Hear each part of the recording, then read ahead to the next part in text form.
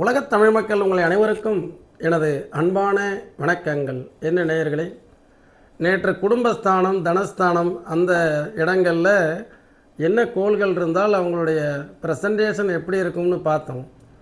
இன்றைக்கி முயற்சி ஸ்தானம் அல்லது தைரிய ஸ்தானம், இன்னொன்று சகோதர ஸ்தானம், இன்னொன்று பீஜஸ்தானம்.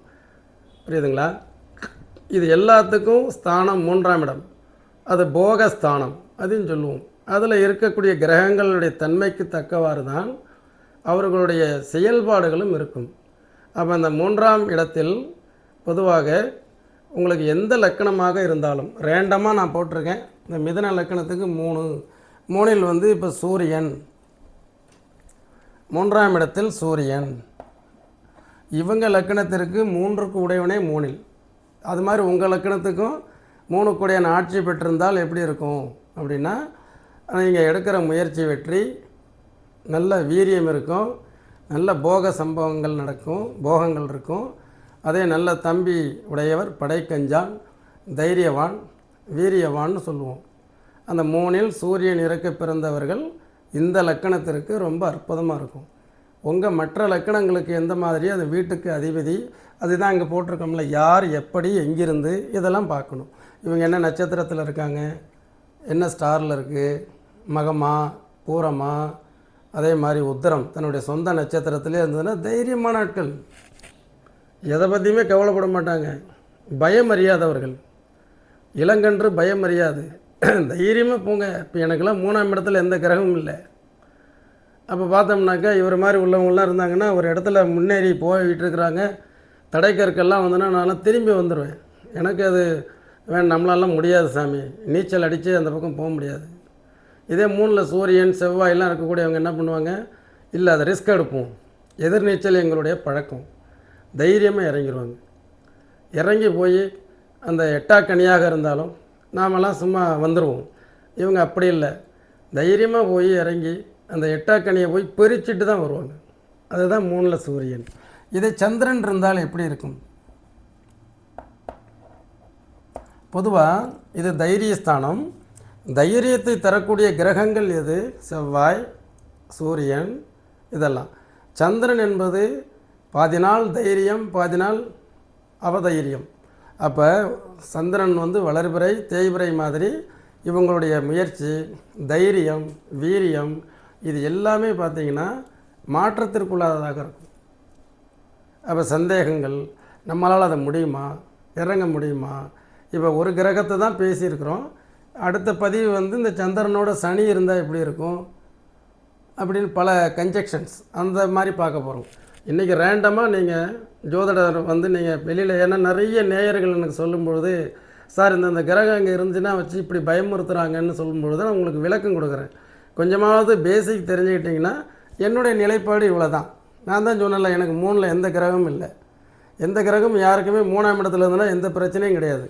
ஏன் அவர் முயற்சி எடுக்க மாட்டாரா? எடுப்போம், தனக்களவான முயற்சி எடுப்போம், தனக்களவான முயன்று வெற்றி கிடைக்கும். அந்த கிரகங்கள் அங்கே இருக்கும்போது அது ஒரு முரண்பாடுகளையோ அது ஒரு நிலைப்பாடுகளையோ அது உருவாக்கும். அப்போ சந்திரன் இருந்தால் வளர்பிறை தேய்பிறைன்னு ஒன்று இருக்குது, தைரியமற்ற தன்மை இருக்குது, குழப்பமான முயற்சி இருக்குது, முடிவெடுக்க முடியாத சூழ்நிலைகள் இருக்குது, இதெல்லாம் தான். சரிங்களா? அப்போ இவருக்கு அது 2க்குடையவன் 3இல். அந்த இன்வெஸ்ட்மெண்ட், பணத்தை கொடுக்கறது, வாக்குறுதி கொடுக்கறது, அது போய் 3ல் மறைஞ்சிருந்ததுன்னா அதில் குழப்பங்கள் வரும். இதே செவ்வாய் இருந்தால் எப்படி இருக்கும்? இந்த லக்கணத்திற்கு 11க்குடையவன் 3இல், ஆதாயம் இளைய சகோதரன் மூலம், அதே மாதிரி கடன் மூலம் நல்ல அற்புதமான முன்னேற்ற மேன்மைகள் உண்டு. அது மாதிரி இவங்களுக்கு 3ஆம் இடத்துல இருக்கக்கூடிய செவ்வாய் தைரியக்காரகன், போகக்காரகன், வீரியக்காரகன் எல்லாமே யாருன்னு கேட்டிங்கன்னா செவ்வாய் தான். அதையே காரகோ பாவகனாஸ்தி, இளைய சகோதரன் இருக்காது அல்லது தம்பியுடன் இணைந்து செயல்பட முடியாதுங்கிற ஒரு கூற்றம் இருக்குது. அது எனக்கு ஒரு 50% கரெக்டாக வருது என்னுடைய அனுபவத்தில். ஏன்னா நான் பார்க்குற ஜாதகத்தில் தானே சொல்ல முடியும். அதே மாதிரி 3இல் செவ்வாய் இருக்கலாமா? என்ன இருக்கலாம். அசாட்டு தைரியம், அசாத்தியமான துணிச்சல், எங்கேயுமே பயம் அறியாது. நைட்டு 12 மணி ஆனாலும் சுடுகாடாக இருந்தாலும் அதெல்லாம் எனக்கு என்ன, நான் பாட்டுக்கு போயிட்டே இருப்பேன். எதுக்கு சுடுகாடை பார்த்து நம்ம பயப்படணும்? அந்த அவங்க அந்த லேயருக்குள்ளார அவங்க வரமாட்டாங்க. இதே சந்திரன் அங்கே 3ஆம் இடத்துல இருந்ததுன்னா, ஐயோ நைட்டில் எதுக்குங்க அங்கே வேறு சுடுகாடு இருக்குது. ஆக்சுவலி வந்து இது எல்லாமே கிரகங்களுடைய தாக்கங்கள் நமக்கு ஒரு மனிதனுக்குள்ளார வர்றதை நீங்கள் உணர முடியும். அதே 3ல் சூரியன் செவ்வாயெலாம் இருக்கட்டும், தைரியமாக அவங்க பாட்டு நடந்து போயிட்டே இருப்பாங்க. சுடுகாடாவது ஒன்றாவது அங்கே அவங்க துண்டை விரித்து போட்டு படுத்து தூங்கினாலாம் இருக்காங்க. அவங்க பாட்டுக்கு தூங்கிட்டு இருப்பாங்க. எதையாவது கண்டுக்கிட்டோம்னா தானே அது சிக்கல். அதனால் இதெல்லாம் வந்து தைரியத்தில் செவ்வாய் அங்கே இருக்கிறது நல்லது. அடுத்தது புதன். இவருக்கு லக்னாதிபதியே 3ல். இவரே தைரியமானவர், முயற்சியாளர், தொடர் வெற்றியை பெறக்கூடியவர், தன் முயற்சியில் வெற்றி, யாரையும் எதிர்பார்க்காதவர்.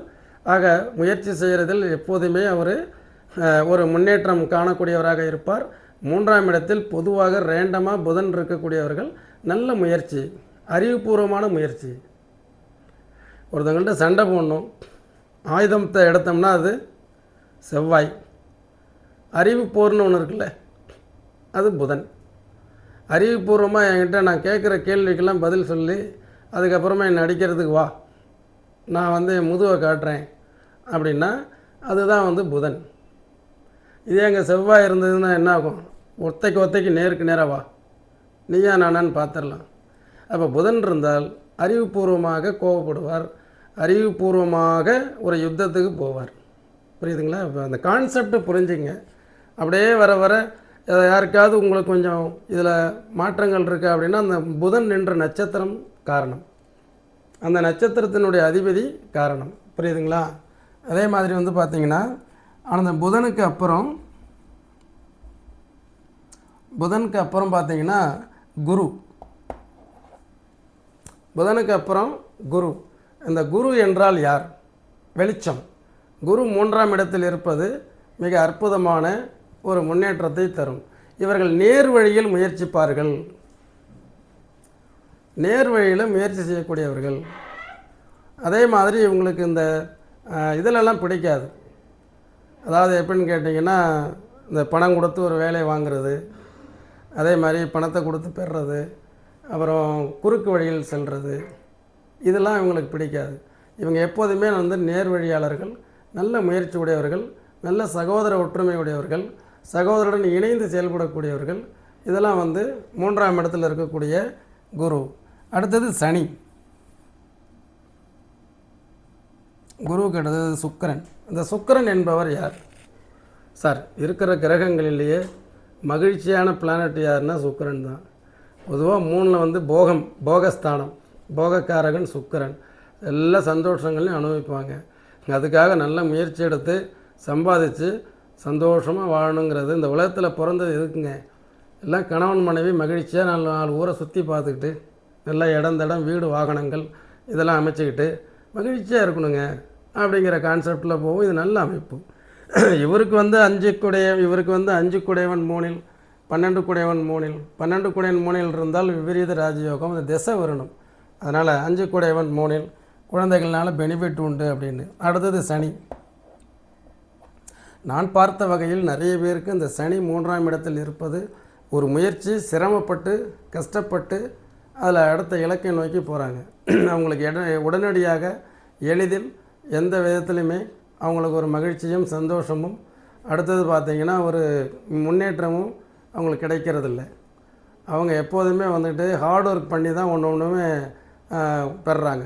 அந்த ரொம்ப கஷ்டமான ஹார்ட் ஒர்க் பண்ணி சிரமப்பட்டு அதன் பிறகு தான் வாழ்க்கையில் முன்னேறுறாங்க. மிக எளிதில் வந்து எந்த வகையிலுமே அவங்களுக்கு வந்து அந்த வெற்றி கிடைப்பதில்லை. அதுக்கடுத்தது 3ல் சனி இருந்தால் உழைப்பால் வெற்றி. உழைப்பாளர் சிலையை பார்க்குறோம் இல்லைங்களா? உழைப்பாளர் சிலை அப்படிங்கிறது வந்து உழைப்பினால் மட்டுமே தான் அது வெற்றி கிடைக்கும். சரிங்களா? அதுக்கடுத்தது சனிக்கு அடுத்தது ராகு. இந்த ராகு அப்படிங்கிறது என்ன செய்யும்? ராகு அப்படிங்கிறது வந்து எப்போதுமே பிரம்மாண்டமான பெரிய பெரிய முயற்சிகள் எடுக்கும். ராகு வந்து பிரம்மாண்டமான வெற்றி, அந்த திசை நடக்குதான்னு உங்களுக்கு பார்க்கணும். அப்படி நடந்ததுன்னா அதில் ஒரு சிலருக்கெல்லாம் பார்த்தீங்கன்னா நான் கேட்பேன், ஏன்னா நான் நிறைய ராகு திசை பார்த்தேன். 3ஆம் இடத்துல இருக்கும்போது, ஐயா உங்களுடைய முயற்சி கடினமான முயற்சியில் தான் வெற்றி கிடைக்குமா அல்லது எப்படின்னு நீங்கள் சொல்லுங்கள். ஏன்னா அனுபவமே ஜோசியம் இல்லைங்க, ரொம்ப ஈஸியாக கிடச்சிருச்சுங்க அப்படி இல்லை. 3, 6, 10, 11 ராகுகேதுக்கள் இருந்து திசை நடந்தால் அவங்களுக்கு ராஜயோகம். அதே நேரத்தில் அந்த ராகு என்பது அவளை எளிதில் உடனடியாக ஒரு அப்ளிகேஷனை பாஸ் பண்ண விடாது. அதுக்கு நிறைய கஷ்டப்படணும். கஷ்டப்பட்டு இறுதியில் வெற்றி கிடைக்கும். அந்த திசை நடப்பவர்களுக்கு. நடக்காதவர்களுக்கு ஒரே டேக்கில் ஓகே ஆகாது. அடுத்தது கேது. இது வந்து தடைகள் தாமதங்கள் கூட செல்லக்கூடியது. கேது அப்படிங்கிறது இன்கம்ப்ளீட்டட் பிளானட். அதே மாதிரி அது ஃபுல்ஃபில் பிளானட் கிடையாது. அது பல சிந்தனைகள் பல விஷயங்களை தாவி தாவி முயற்சிகளில் பல வெற்றிகளை அடையாமல் போயிடுறாங்க.